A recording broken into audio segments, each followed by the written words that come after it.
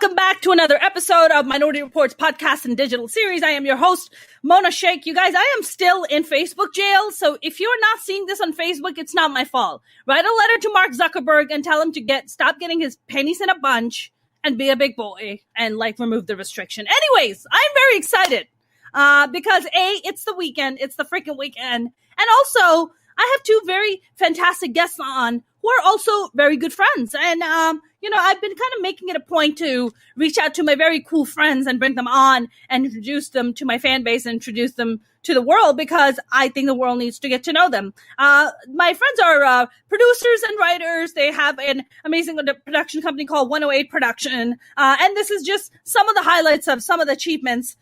They have developed 2 series for Roy Kapoor films. They kind of have their footing in 2 countries. So they're writers and producers here, but they also do a lot of projects in India. They have an amazing story that we're going to talk about briefly, if we can, as much as we can, called Billion Dollar Raja, that I'm very excited about. And they also had a mythological series that they executive produce and created with the Adi Shankar, who's a pretty big producer in Hollywood. You guys, my very talented friends, Nayan Padrai and Sheetal Vyas, how are you?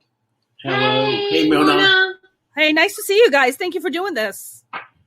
Our pleasure. Yeah, I'm very, very, very excited. You guys, I've known you both for, 10 plus years, right? Yes. Yeah, I've known you guys for a long time because we go all the way back to New York. 2009. Mm-hmm. Has it been 2009, man? Yeah. Wow. I think it's in 2000. Yeah, 2009. Yeah, 2009. The audition. Yeah. Wow, time flies. Look at that. I'm still single, but Nayan has moved on to greener pastures. He got married and had 2 kids. Exactly. It's incredible. Now, both of you guys, were you guys always in the creative field, or what did you guys do before you guys became writers and producers? I think I was always in creative field. I was working in India with a company which is run by Ronnie Screwvala, which was called UTV at that time. And then I worked with Channel V and then a little bit with ZTV. And then I moved here and I worked with Nayan's company, which was called Cinema Media. And it was like it was like a big, a media company. And it had 2 big newspapers from India, Indian Express and Dainik Bhaskar. And then we had an advertising agency and a television production company. So, yeah, and then Nayan and I started our own thing, and that's me in brief, and then Nayan can talk about himself. I went to film school. In high school, I knew I wanted to be in the entertainment business. So I studied acting and writing, and I actually started out as an actor, going out and auditioning, but I didn't want to do the stereotypical roles, and I kind of just got fed up one day, and I told my agent I'm not going to go out anymore, stop sending me out for anything. And I decided to focus on writing with the goal that I would write myself into my projects, or write projects for myself and be the one man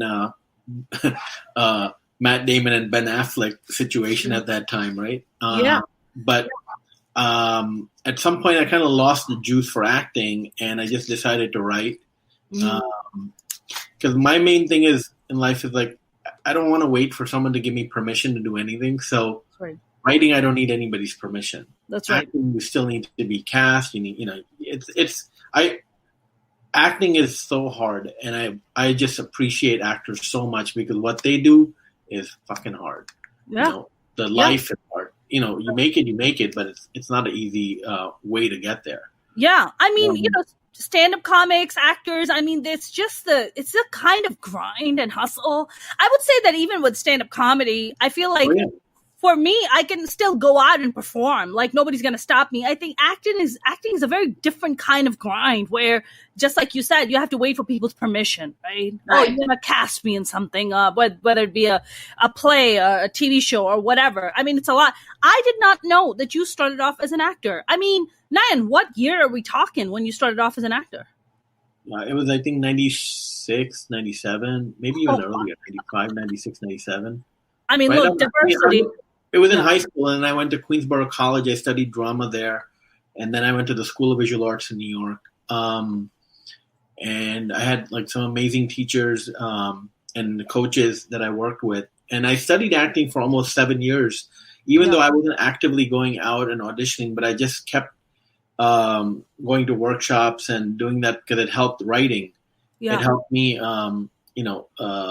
become a better writer, I think. So that's so I've always wanted to do that, but then I took a detour in some sense, and when I started working for this company, and it kind of grew, and over almost a decade, I kind of was doing what I love, but not doing what I love, if that makes any sense. I was more in management and creative and production and all of that, but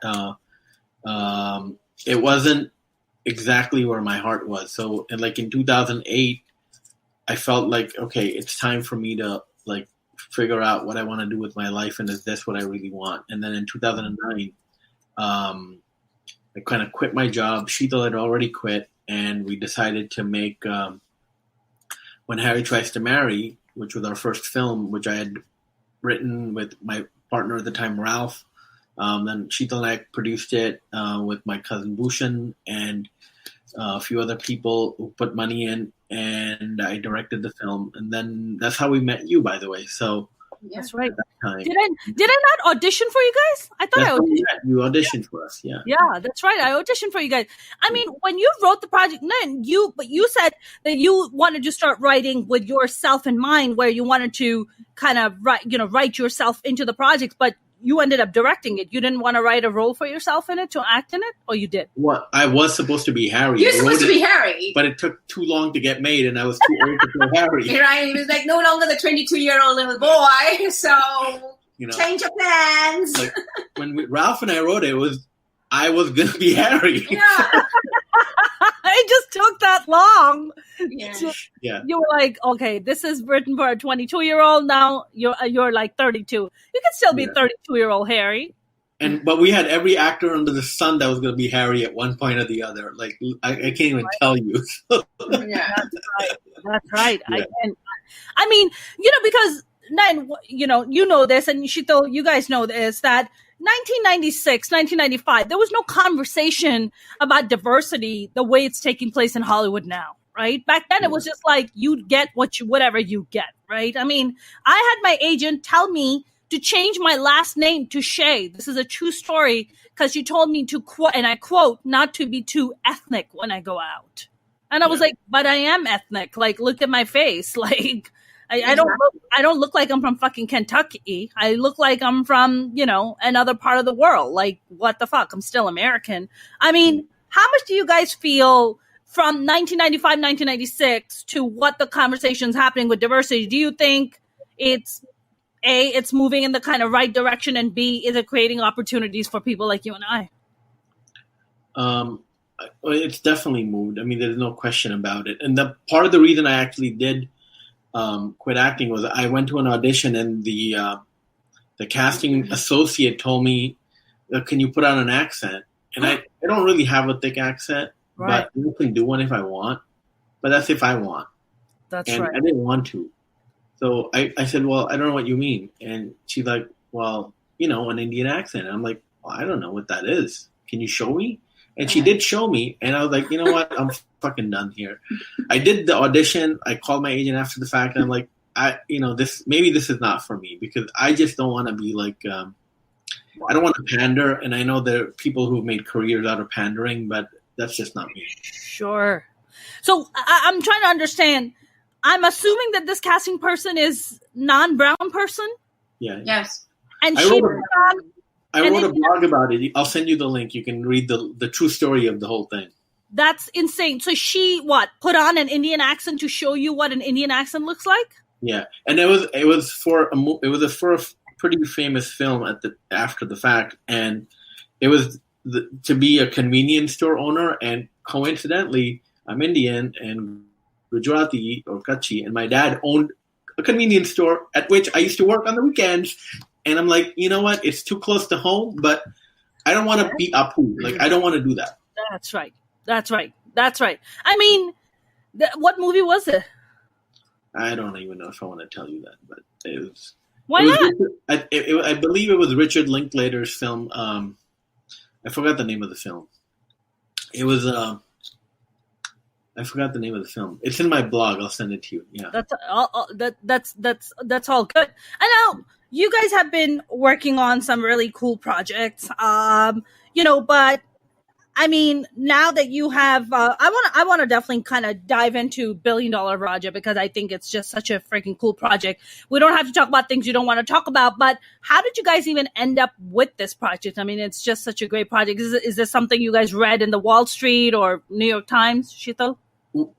Yeah. Well, it was happening around the time we made the film. Yeah, and it was part of the news, and I came across the news clippings, and television was like bombasting him because he was arrested, and there was a verdict going on him. And then I was like, Nayan, I think this should be our next project. And then Nayan started digging in, and then we were just like, wow, and the things that came across, and we, in fact, like Nayan actually. Not me so much, but Nayan actually knows one of the big players who was arrested and served prison time, Rajat Gupta. And we had shot with Rajat Gupta for one of the shows we were doing for our previous company called NRIs. And it was just we thought Rajat was such an amazing man, which he is.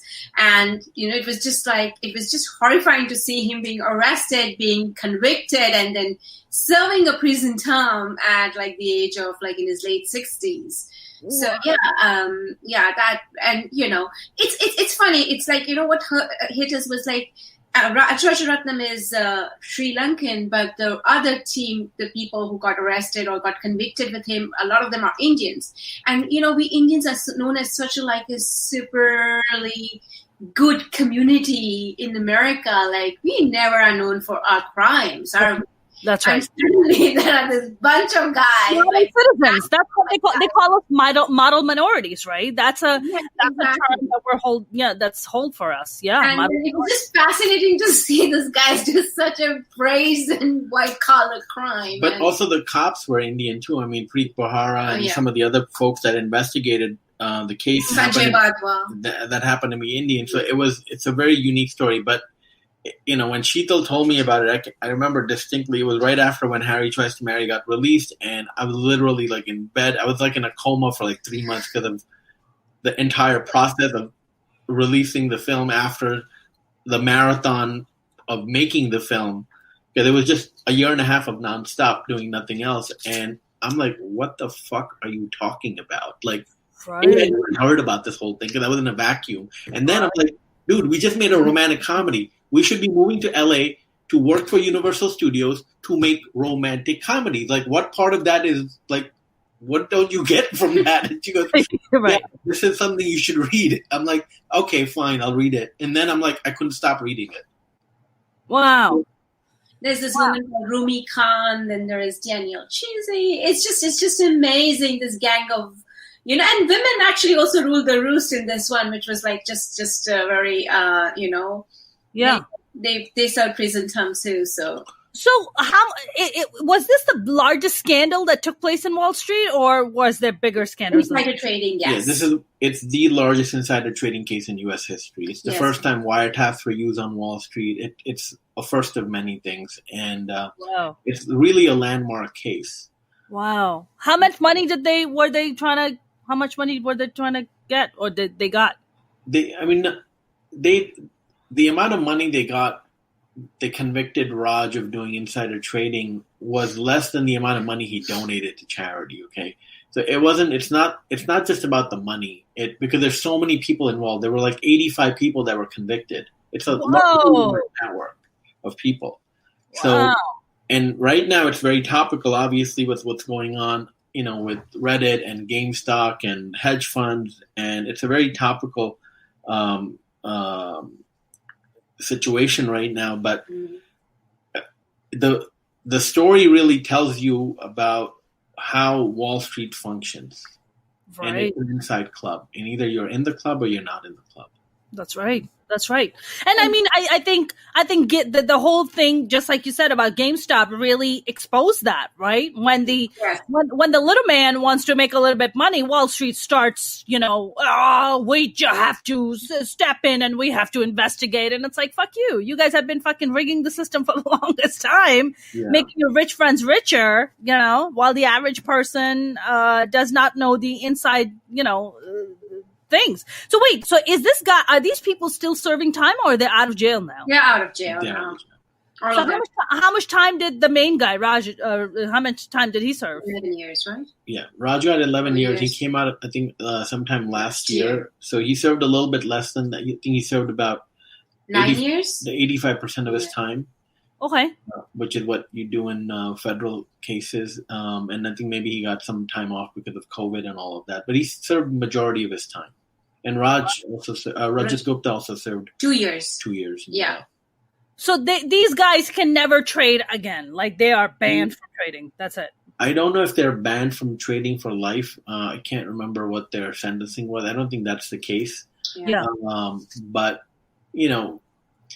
at that level that they're at, it's not about being able to trade again. It's, you made a life, you made $1.5 billion, and then you go to jail. It's, Steve has his lovely Tudor Place house, though, and he still has money in his bank account. Let's not be piss.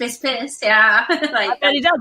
I mean, I know that a lot of people try to do it in a way where they just put things under their spouse's name so that they don't come after their spouses, so they kind of stash some money away that way. Well, I don't think he did that. No. It was not like Bikram Yoga. That he transferred everything to his wife's name and ran away. That's what I was referring to. Yeah, because that's what Bikram did. Bikram, no. No, not like Bikram at all. You know what fascinates me is that I'm sure you guys have seen Wolf of Wall Street. Yeah. Mm-hmm. Like the whole thing about Jordan Belfort. Now he's a motivational speaker. He has a startup. I have a buddy of mine who's actually working for him. And I was asking him, I'm like, does he come across as a refined person? And he goes, it's interesting, there's this interesting thing about narcissists that they learn very quickly how to mimic behaviors, right? They learn very quickly how to pretend like they have remorse, but they don't really have remorse because they're fucking sociopaths, and they're narcissists. Do you think, I guess you guys have studied these characters. Would you say that these 85, especially Raj, the Raja, the main people, do you think they kind of are narcissists or sociopaths? Would you say that how you would describe their behavior? No, I wouldn't characterize it that way at all. Because it's a lot more layered than that. I mean, the Wolf of Wall Street story is a very different story than this story. First of all, not even titled properly because the guy was not a wolf, and nor was he on Wall Street. He was selling penny stocks, in Long Island. So it's just that story. And who goes to Long Island, Nayan? Let's be real here. Nobody goes to Long Island and Staten Island. Let's be real.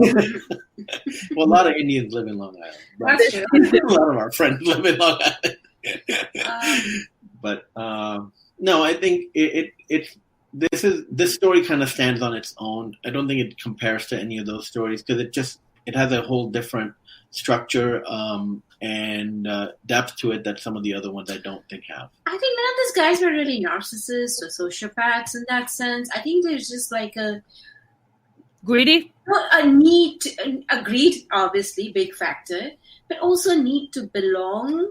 To kind of make an identity for yourself because, as we all know, Wall Street is not really ruled by brown people. Right. Until this case happened.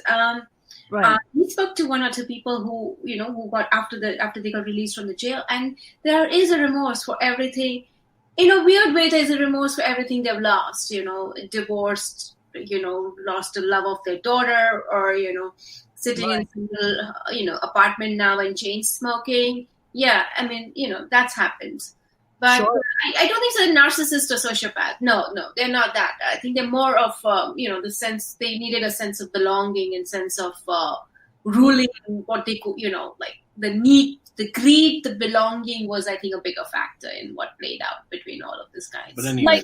Would you say it's more about besides belonging, do you think it's also about just having a need for power, to be like, I am in a position of power, feeling powerless to get power in any way necessary? You'll have to watch the film. Huh? You'll have to watch the film. No, I would love to watch the film. I think what I'm trying to understand is just the psychology of folks like that, right? Well, psychology of people like that, psychology of people like Jordan Belfort, because they're like, they're committing crimes. They're going to prison for trying to basically, fuck people over, take their money, and just be like, fuck you. Well, I mean, there's a sense of power in any crime you commit, I think, right? Because if you get away with it, if you mug someone, right, you're trying to establish dominance over that person and saying, fuck you, here, I'm going to take what you have. For sure. You can also put on a tie and a $4,000 suit and a 2,000 pair of shoes, basically, and do the same thing, but in a very different way, where the guy who got mugged doesn't even know he got mugged. Right. And that's because they're like, who the fuck is that guy? Like, whatever. I don't care about him because it's about me. So there is a element of narcissism in that. There is an element of power in that because you're abusing your power. Yeah. You're abusing information that you got from someone illegally to make money, even if you don't need it, because it's a high and because it makes you feel good. It makes you feel powerful. So I think all of that subconsciously plays into it. Right. Otherwise you wouldn't do that, Right. Yeah. I mean, I'm always, I briefly worked for Citibank. I started working as an assistant, got promoted to be an analyst before I became, a full-time actor and a stand-up comic. And some of the bullshit that I saw was really alarming. Before the 2008 market crashed, I worked for Citibank. I worked on the trading floor. I saw the amount of corruption that was going down. Every Thursdays, the entire trading floor, including myself with them, would go out for drinks and run a tab between $2,000 to $3,000. Every Thursday. That's what they did. And they were like, charge it to the company. They were like, let the freaking company pay for it, And even when, in 2005 is when they did so I worked for Citigroup Asset Management. They worked, it was fixed income. They, this minimum portfolio they handled was $100 million. And, let me tell you, man, I mean, the CEO at the time, Chuck Prince, had to go to Japan and go on their national television and bow and ask for forgiveness because they were selling bullshit loans to the Japanese. And Citibank got kicked out of Japan. And then they came to us and they were like, look, we can't sustain ourselves. We've been running these fucking loan, bank scam, and we gotta eliminate this entire department. And I was part of the first layers of layoff that they did. They laid off like 5,000 people. That's what they did. One shot, they just got rid of them. So it was it's quite interesting, just the kind of money and people doing cocaine at like 4:45 in the morning at their fucking desks. I witnessed that. I worked around that. I grew up in that. So that's why I think I try to dissect the personalities of these people, because those folks, they were very nice. Don't get me wrong. They were lovely human beings. They were very nice to me. But they also had a very narcissistic and a very kind of a sinister way of dealing with money and how they looked at money and how they dealt with it. So that I think that's why I'm asking these kind of personality questions, No, I mean, and I think you bring up a great point, because I think people who work in an actual job that is, not about trading money on the computer, basically, essentially, that's that job, is trading money on the computer or figuring out how to,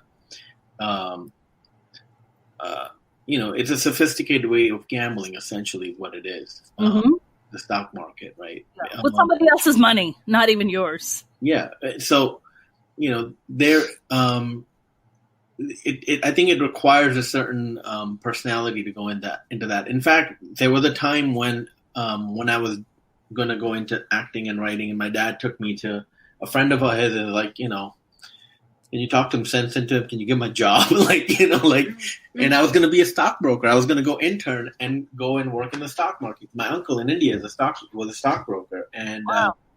Obviously, I didn't do that, but I think I'm very fascinated by this topic of folks who do wield that kind of. I think you did mention, you brought up a good point, that it is a sense of power. Mm-hmm. Yeah, I mean, really, it kind of goes back to what Tony Montana says, right? Like, Tony Montana's character, when he's like, when you get the money, when you have the money, you get the power. When you get the power, you get the woman. When you get the woman, you can have, pretty much you can have whatever the fuck you want. So he's like, it's all about power, right? It's all about that. So I mean that's what kind of fascinates me. Now, you guys said that you guys worked on an animation thing with Adi Shankar. What is that? There was a mythological thing. Yeah, that's not been announced yet. It's still in post production. But we did a rewrite, and we directed the voices on the animation.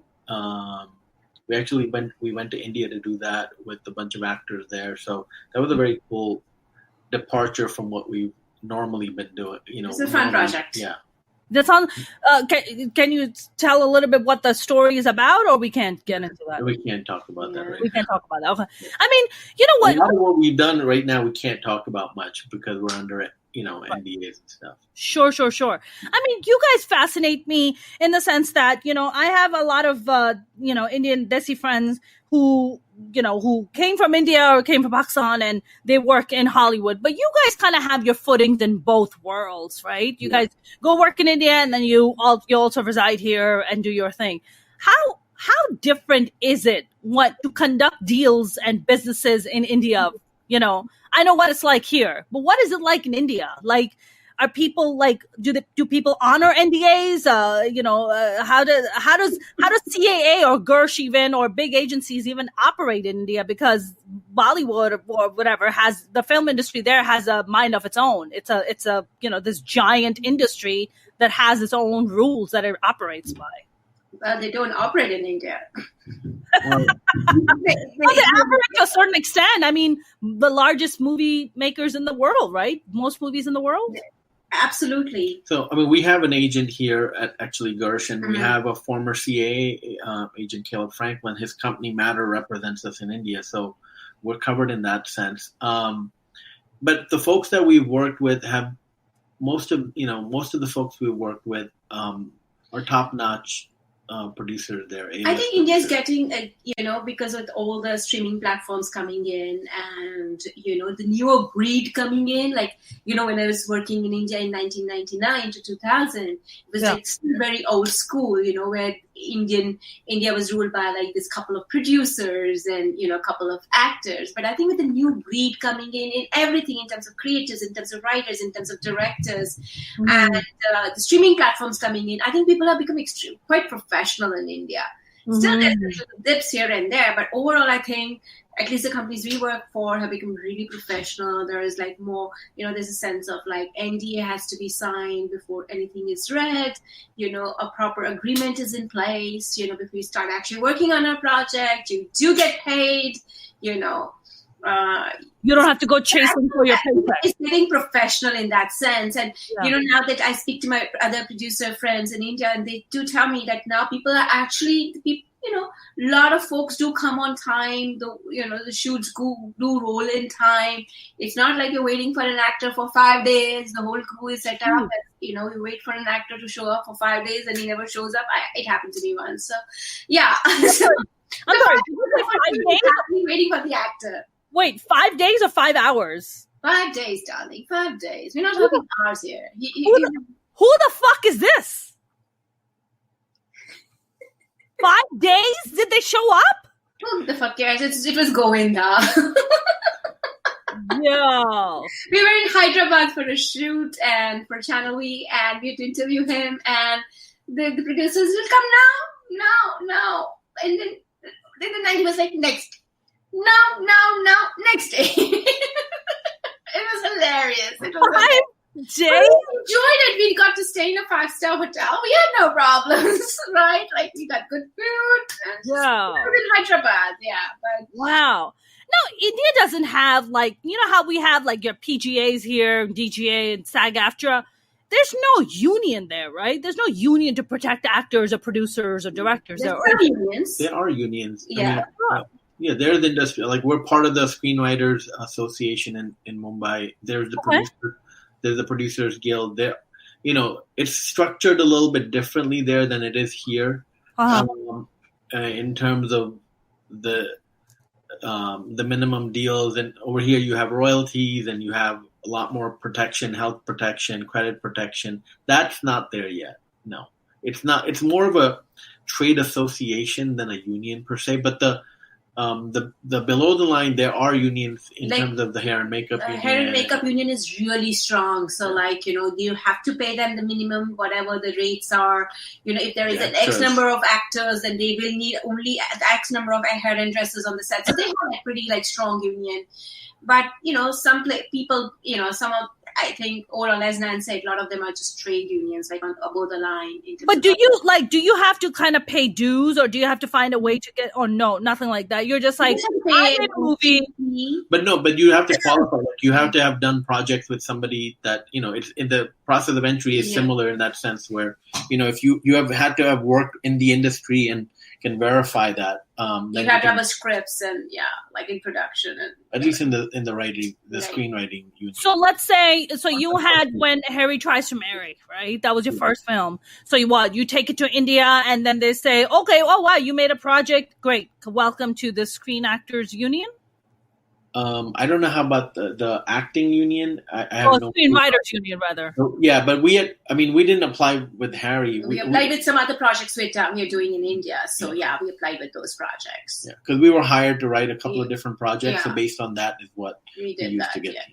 Got it. Yeah, I'm always fascinated by how movies even get made in India. Just like you said, you're waiting 5 fucking days for the actor to show up. What the fuck? That was a long time ago. That was, as I said, it was a long time back, and now it's radically changed. It's actually a welcome change now. There's an inverse of that.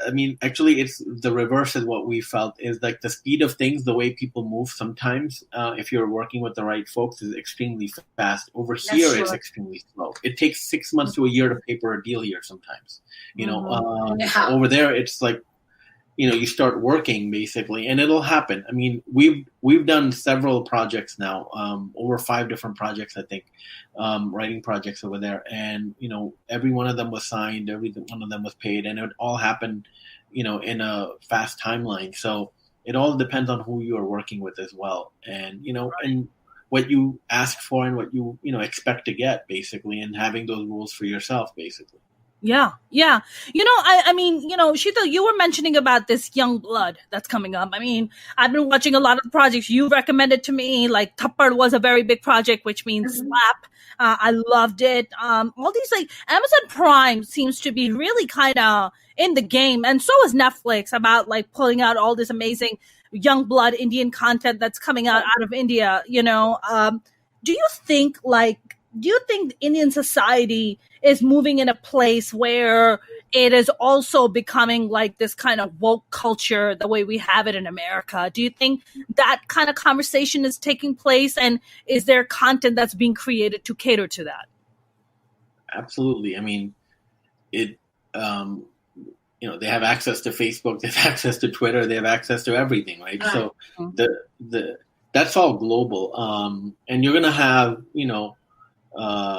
the extreme left or the extreme right. You're going to have people in between, So yeah, that's definitely there. And some of the sensibilities of what's going on in the West, Indians love to emulate.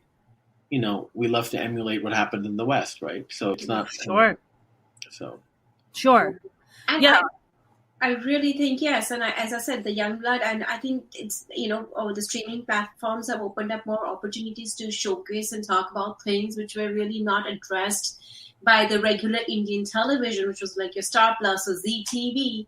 They never really addressed a lot of those things, and now the streaming platforms are able to do that. Right. And there's some amazing shows coming on, not just on Amazon and Netflix, but I think Hotstar and Z Online. Those are local, amazing stuff too. Right. Those are Indian local streaming services. So Hotstar is with Disney. So it's a Disney online platform in India. Hotstar is with Disney? Okay. Yeah. But it's like a local Indian online platform, yes. But I mean, it's global. It's global. It's global in that sense. Is Hulu and Disney Plus and now Paramount Plus TV, is that all in India too, or no? The shows are in India, but they don't have a separate, like an online service as yet. The show, okay. Yeah, they don't have a local service. Yeah. So how do you, if they don't have the streaming service, then how do you watch the shows? Like, if there's a show on Hulu, how do you watch it in India? Because it may have been licensed, because Hulu is basically licensed from other networks. So it could be ABC that might have licensed it to another platform for the Indian market or so forth, basically. And then there's international channels like Star World and all, and they all have their different programming. So you'll see Friends on one and something else on something. So or on something, You know, I came across this video. I watched it a long time ago. There's this comedic troupe. I'm sure you've heard about it. AIB, All India Bakjods. You guys have heard of it. Yeah, and this old Indian video, this old roast video popped up. Now, one of the top female Indian comedian is Aditi Mittal in India right now, and Aditi has become a really good friend. So I was having this conversation with Aditi, and it's funny because the video came up and it was Aditi doing the roast jokes. What I was watching the comments, because I'm always fascinated by what people are saying, right? That's kind of like the kind of collective conscience of the people watching this, and people were not happy. They were not happy with the All India Bakjod, because the concept of roasting is new, right? Comedy is new in South Asian and Middle East. It's new. This whole thing about roasting, they were just like, this is just dirty and this is just filthy, and they're passing it on as comedy. And it's like, no, you don't understand. That's the concept of roasting. Well, the difference is, sorry to cut you off. Shah Rukh Khan and the bigger actors, like if you see if you see Filmfare Awards or Star Awards or whatever awards, Karan Johar, like, what do they do on those shows? They've been called for it.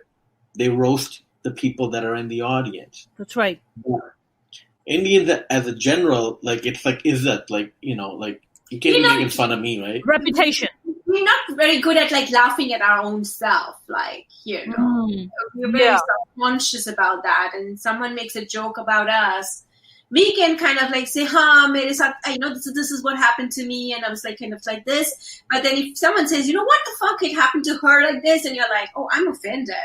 Why did he or she mention that? So would you say that?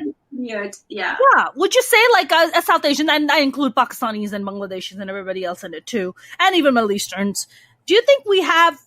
Is it because we have thin skin culturally, or it's just that we're not used to that level of roasting and that level of comedy because comedy is new to us? I'll tell you one thing, Mona. There's someone, this great writer once, she said this, and it kind of stayed with me that, it's funny. It's not whether we have thin skins or thick skins. The thing is that, human race and, different ethnicities, we as a whole human race, we can, cry at the same thing. We'll cry of a broken heart. We'll cry at the death of a person. We'll cry at someone who's sick. But we as a human race, we are very divided on what we laugh at. The Americans will have a very different sense of humor to what British humor is, to what Indian slapstick humor or the South Asian slapstick humor is. Mm-hmm. And we all laugh at different things. Like for me, I was born and brought up on English literature, English comedy, English everything. I still don't get sometimes the American comedy. Like, like what people will, like my niece will be like laughing and my nephew will be like, ha, ha, ha, that's so funny. And I'll be like, okay. That's because you were raised in India and you don't get the sensibility. Is that what you mean? Exactly. But British I would get, and my niece and nephew will be like, "That's not funny." Interesting. So I just think like as far as the sensibility goes, humor is very individual and very ethnically divided in that sense. Strangely enough, I think. Well, we're not built. Indian, I can say, are not built for self-deprecating humor. I mean, they may do it themselves, but you don't want to be made fun of, because then your izzat is at stake, right? Like you're the moron basically that got made fun of, right? Because it may not be the way other people feel, but you would feel that way. So I don't think we're definitely thin-skinned. I mean, if that was, our whole culture is built on status, right? So, Yeah, I mean, there's definitely a lot of competition, right? I mean, even for me growing up in Pakistan, it was very much about, oh my God, did you see what your cousins are achieving? Did you see what the neighbors' kids are doing? It's always like this comparison, this constant, I feel like, an insecurity that you always have to be better than the next person, that what you are or the way you do things isn't enough. It always is this competition. So maybe in that sense that, you can't self-deprecate because, Jesus, you're fucking striving and working hard to get to the next level and be better than the next person. So you don't want to do self-deprecation. Like, that's not going to work. Do you think this has something to do with that? I think self-deprecation is a little bit different than, what we were talking about, the roasting and being made fun of. Like, you can make fun of yourself, but you don't want somebody else to make fun of you. And that's our culture hierarchy. There's a hierarchy, right? The caste system is a hierarchy in a sense, right? Yeah. Imagine like a lower person making fun of South Bombay, like industrial family bacha, like he might laugh because he's on TV, but it's like, who the fuck is that? Uski auqat kya hai ki meri mazak udaye? Right, how dare you? Right. Don't you think that comedy is a great equalizer, though? Don't you think comedy is a great equalizer, and societies and cultures like South Asian culture, Middle Eastern cultures can use some of it? Oh yeah, yeah, of course. We have a stick up our ass over there on a lot of things. I mean, people get so bent out of shape on things on social media, and it's on both sides. It's on the left and the right. It's sure.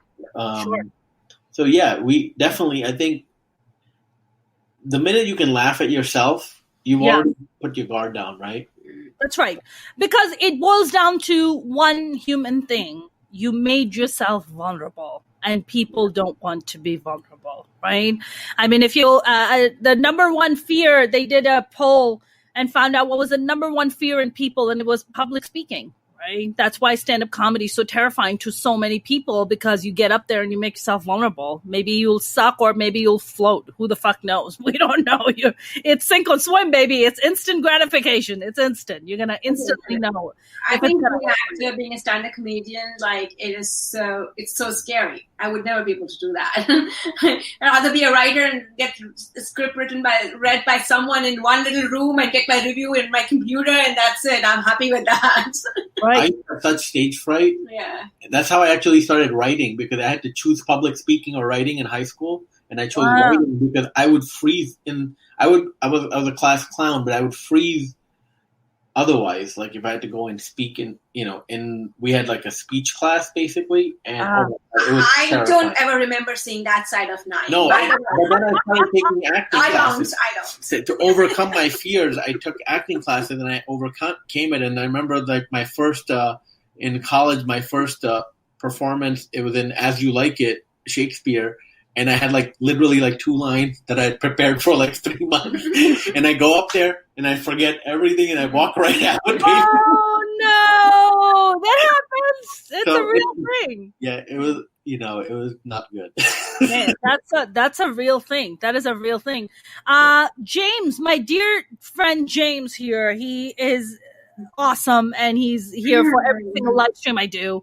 James said, does the Modi government ever interfere with film or documentary making, especially for controversial subjects? It's any government. It's not the Modi government. I mean, I think that that's the government that's in power now, but, the emergency happened under Congress. So it goes back to the same thing. I mean, there's a lot of government intervention that's happened in the past. It's going to happen now, and it's going to happen in the future, because it goes back to what we were talking about, that we don't want to confront uncomfortable things, whether that's someone making fun of us or someone pointing out something that we don't like. Mm-hmm. Right. And also, like, when you want to shoot in India, you have to go through this foreign thing. You have to submit your scripts and they review it. So it's like a whole department in itself. So Really? Wait a minute. You have to submit films, yeah. Sorry. So you have to submit your script to who? There's a department there, and they review it, and then they give you a permit to shoot. Really? This is the government? Yeah. Yeah, but this has been through all the governments. It's not just like, the Modi government. But as Nayan said, it's like same thing like Pakistan, India, Bangladesh. We don't want to confront anything that is our worst. Right. I don't know how it is in Pakistan because I've never worked in Pakistan, so I don't know what it's like there. But I wonder, I'm going to reach out to some of my Pakistani friends and ask them, be like, yo, do you have to submit your, because should be the case. You know what it is? Yeah, you know what it is? Because I grew up here. I'm an artist here. I work here. Like so much stuff you just take for granted, right? You're just like, oh, it must just happen that way in India or Pakistan. Like you just go and you have a project, your studio picks up or whatever, a production company comes on board, you go and you shoot it. And it's not like that, right? It's not like that at all. So let me understand this. So you have a project you wrote, right, Sheetal? You wrote a script and there's conversations in there about, I don't know, whatever controversial topic is in India. And they review it and they're just like, hey, we'll let you shoot this project only if you take that out. Is that a thing?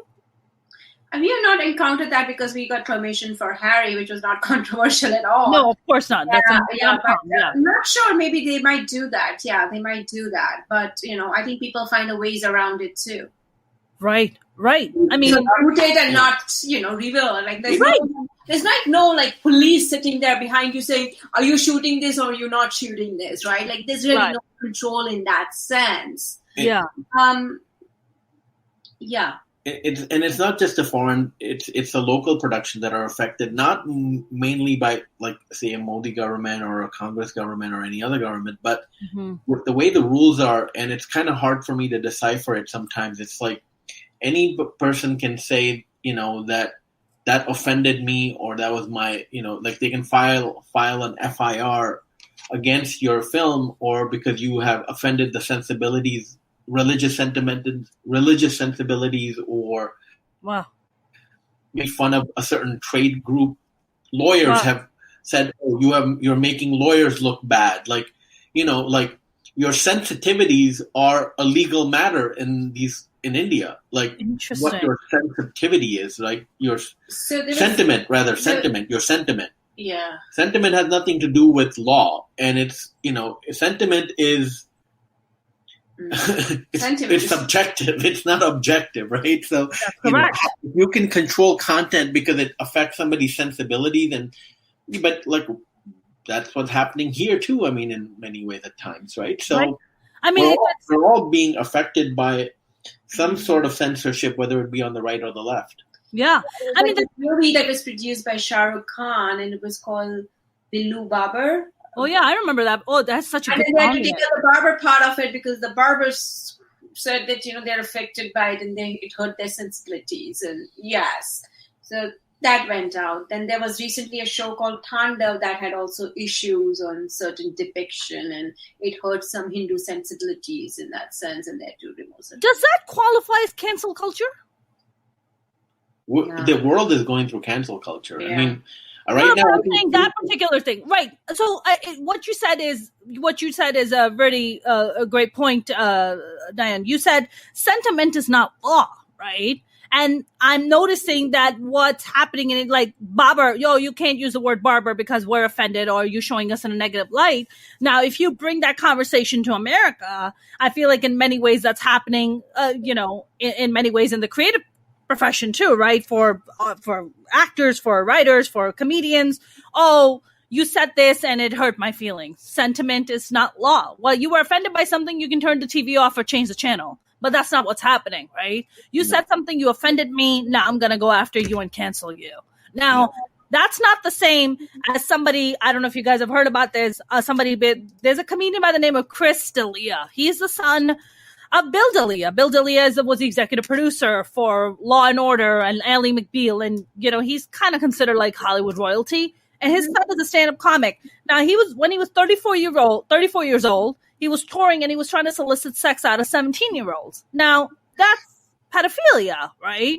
So he kind of came out and was just like, cancel culture is trying to take me down. And it's like, well, that's not cancel culture. That is against the law. If a 34-year-old has sex with a 17-year-old, that is pedophilia. That is against the law. So that's where kind of lines begin to get a little weird and a little blurry, right? So somebody like him is using cancel culture as a defense, and it was just like, well, that's not cancel culture. That's you being a fucking pedophile. You know what I'm saying? So what I'm trying to understand is with, Indian culture, and look, it's the same thing in Pakistan, right? There was a TV show that came out called Chudels, which of course, thanks to Sheetal introduced me to that. And I had the director of the show on this podcast, in this very podcast. And we had a conversation, and he was telling me about how people were getting offended, right? And they were trying to cancel the show altogether. So it almost feels like it's kind of like maybe that same kind of sentiment that's coming to America. I mean, what are your thoughts? Because you were mentioning watching Bill Maher last week about cancel culture. Well, first of all, I tried to register a title. In India, you have to register titles. Like, that's a thing over there.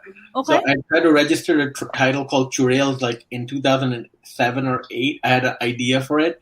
And I forgot the association where you have to submit it. They sent me a letter back saying that that's a vulgar title, and they refused to register it.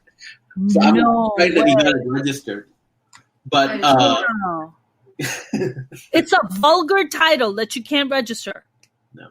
Interesting. Well, because this project, Chudels, is an Indian production. It's an, it's TV's production. It's a Z network, like a Z online production. Interesting. So do you think the laws have changed, or their kind of view on that word maybe changed after 10 years or 15 years? So they're like, oh, sure, we'll register Chudels now. Yeah. I think so. I think, as I said, it's like new little, like, the freshness is coming in. So, yes, the things are changing rapidly and dramatically, but yeah. How interesting. I mean, now more and more you're seeing, like, are you guys, is your objective kind of is to make projects that are your projects, your TVs, your shows, your films, that is just kind of watched globally? Or is it more kind of focused on, like, this project is for an Indian crowd, this project is for the NRI crowd or American crowd? Like, what do you guys kind of focus on when you guys write these projects? I think television has become such a global watching experience now. There's so many shows that you would see from Norway, which you would have never seen before, or from Sweden, or like, the French show Lupin, which is becoming so popular. Yeah. Everybody's watching and talking about it. I think we want to make a global show that everybody watches and, likes. I think everything's becoming more universal and global. How much we try to put, boundaries on things. I think entertainment is going global. But at the same time, it has to be rooted in whatever, if you're trying to please everyone, you're going to please nobody. Yeah. Right? So it has to be rooted in sentiment. So we do know what our core audience is. So if we're writing a show, like we have a show that we created last year, it's a legal drama set in Mumbai. We know that that's an Indian show. It's a hardcore, like it's just an Indian show. It's an Indian show, but it's going to be, a lot of it is going to be in English, and it could, spill over. And it would be made with a Western storytelling sensibility. Now, hopefully that works there and it works here. There are other shows that we were one really big book adaptation we were hired for last year. That was originally supposed to be a Hindi project, and it became an English project because it expanded. And initially, it was supposed to be for the Indian market, and now it's not catered to that. So it all depends on the project, and it has to, you have to tell the story in the most organic way possible for the audience that is going to appreciate it, and hopefully it expands from there. Right. Who is your core audience? We don't have a core. We have a core audience of whoever writes the check, basically. So that's a core employer, not a core audience. Well, when you're writing, right, your audience at that time is your employer in some sense, or whoever is going to foot the bill to make that happen. But it's something both of us struggle with because we're both so well rooted over there, and we live here. I've grown up here, But I think each story has its own life, and it's a story that you want to tell. So there is no clear-cut answer to that. It's just we try to find, opportunities and stories that either come to us or we originate. And sometimes they're here. Like there's a book adaptation that we're doing right now that Sheetal had found.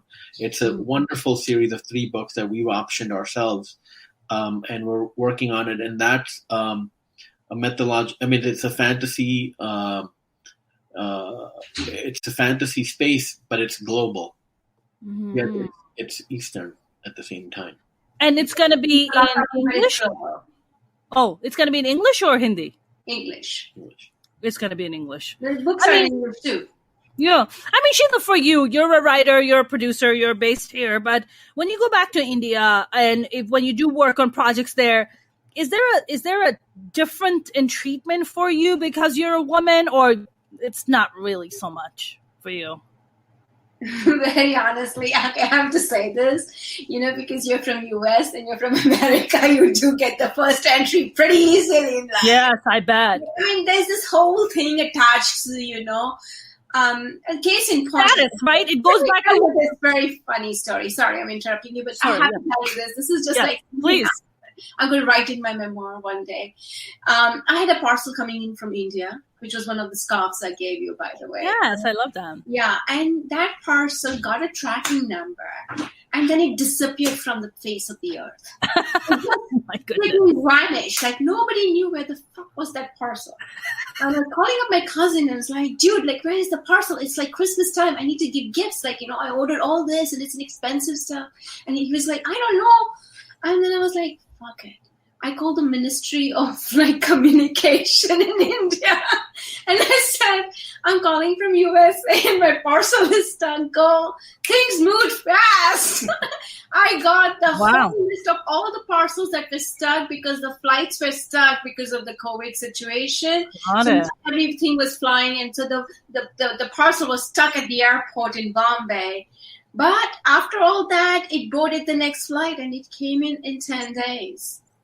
Wow. And did you mention that your uncle works for that, or you just... Nobody works for that. I just randomly called up the head of the postal, Delhi ministry. That's nothing. I think that's Sheetal. If you want, if Sheetal has a customer service problem, she's going to be not like, can I talk to your supervisor? She's going to hang up and be like, call up the CEO's office. Here's why I've done that. Yeah, Sheetal is she's like Karen X, where she's not talking to the supervisor. She's going to call the CEO's office. She's like, get me the CEO. Coming to the point, if you're from US and you have the New York LA tag to you, the acceptance and that, come, let's have a meeting is pretty fast. You can just talk to someone, and it is an advantage. I must say that is an advantage. But as a woman, did I find there's any difference? Initially, when I used to work in the industry before I left for US in 2000, I think I had issues as a woman. I had, there were things which were very uncomfortable, you had bosses who were a little creepy. But now I think it's opened up. There's so many fabulous women writers, directors coming up in India.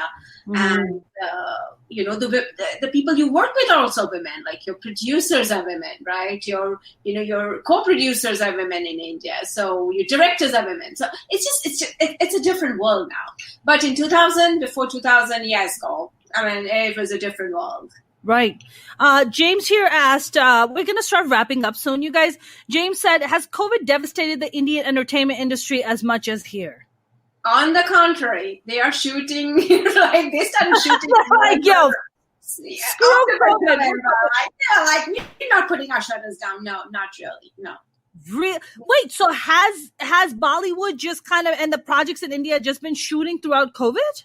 Not really, not during the lockdown. They did shut down during the lockdown, which was from May to July, August. Yeah, through the lockdown, they were shut. But post-lockdown, they opened up and they figured out how they can shoot. They went off into this isolated locations, kept the crew there. and they've been shooting, and you see Netflix India is going to launch like about 20 programs in 2021. So wow. yeah. There's a lot. No, Indian industry has not been really, there are actors flying, shooting, doing their stuff. Yeah. But the below the line people and the cinema owners and them, they have been impacted. We can't minimize that, because obviously the folks that are in the above the line and that Sure. Get paid fairly well, they can afford to go live in a bubble and all of that. But there was a lot of pain and suffering that did happen, and we have to acknowledge that. Yeah, like the sport boys, the light boys. The funds raised for them, because sport boys are like daily wages worker, right? All the daily wages guys really got hit very badly. So the hairdressers and makeup people, so all below the line, like Nayan said, the light boys and the sport boys, it was terrible for them. So they raised a fund for them. A lot of actors came together, helped them. But it was a struggle. Yeah, Did the Indian government do like relief packages and stimulus bills like we have in America? Did they do something like that? Yeah. What's that in India? What's that, Mona? Just trying to help your people out with a little money because they need it. Well, they didn't even help the immigrant workers go back home, so no. Right? No, there was nothing like that, right? No? I don't think so. No. There was no relief package. Yeah, I know that Imran Khan was talking about it, like the prime minister in Pakistan. He was like, yeah, we're going to give some money out. I was like, from where? The wealthy don't pay their goddamn taxes. The fucking money's gone to corruption because your politicians are so goddamn corrupt. Where the fuck's the money at? Like, where are you going to get the money? So I'm always fascinated by that. You guys, this has been a really great conversation. I'm very grateful for you guys to come on here and talk about it. I don't know, is there any projects or something you guys want to plug, or something that we should look out for, or follow you guys on Twitter or Instagram or whatever you guys are on? Sure, follow Nayan. I am. You're like, don't follow me. It's creepy. No, because I'm not on Twitter. I'm not on Instagram. So don't follow me. Follow Nayan. That's good enough. Where are you, Nayan? Are you? I'm on Twitter, but I go on and off. Like depends on the political climate of the day. But I tend to be off. It's too distracting. So I'm on Instagram, on Facebook, and Twitter, and all that. We have some. The problem is we have a lot of good things cooking, and we just can't talk about a lot of it at the moment. I totally understand. Yeah. I totally understand. But we are very excited for what's going to happen in the next 1 year. Hopefully. Yeah, I'm very excited for you guys. I mean, when the $1 billion Raja project, you guys are looking at what, the next year, next 2 years? What are we looking at? Well, we do have something cooking with that too. We just can't discuss it right now, but there's something brewing. That plus there's a couple of other ones. The book series that we've optioned, we're really excited about that. We have some. The pilot is done. In fact, I'm going to be reading it tomorrow. Sheetal and I have been working on it. We're supercharged, and I think the next 1.5 years are going to be. The world is going to bounce back. Yeah, it's already beginning to, right? 12 to 13% of America is already vaccinated. So, and I think the vaccinations. Ocugen, which is an Indian company, has the highest number of COVID vaccines they're going to make. Exactly. Yeah. So the world's biggest, largest vaccine unit in the world is in India. That's correct. That's correct. It's it's Ocugen. Yeah, they're very big. So. All right, guys. Well, this was a really lovely conversation. I hope when the projects do get made and you guys want to come and promote them, you're welcome to come back and promote them. I'd love to do that. Thank you so much. Thank you so much for having us, Mona. You guys are awesome. Thank you very much, you guys. Have a good evening. I'll talk to you soon. Take care. Bye. You too. Bye.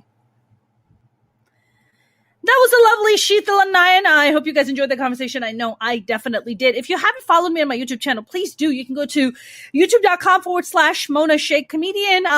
It's the same name on Facebook and as well on TikTok. I need to make more TikTok. And you can also follow me on Instagram and Twitter at Mona's Comedy. You guys have a great weekend. Please wear your masks. Stay safe out there. Get vaccinated if you can. Have a good evening.